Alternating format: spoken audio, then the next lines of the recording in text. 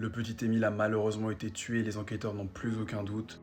En effet, des analyses menées sur le crâne de l'enfant ont révélé qu'il avait reçu un coup très violent à la tête, mais elles ont également révélé que son corps avait été transporté.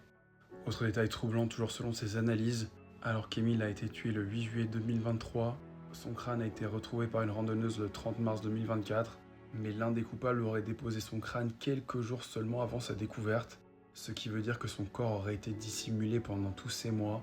Il semblerait également que l'enfant ait été pendant un temps conservé dans un espace stérile ou quasi stérile comme un congélateur.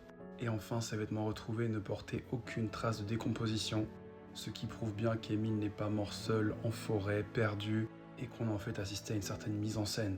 Maintenant, qui sont les coupables ? Jusqu'à aujourd'hui, 4 suspects étaient en garde à vue, à savoir les grands-parents d'Émile, Philippe et Anne Vedovini, ainsi qu'un oncle et une tante d'Émile, mais tous les 4 ont été relâchés, bien que libéré, le grand-père d'Émile reste un suspect principal.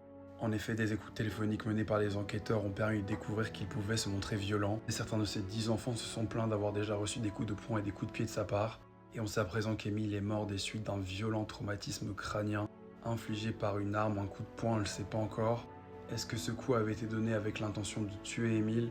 Qui est l'auteur de ce coup ? Philippe Vedovini, lui, ne cesse de clamer son innocence.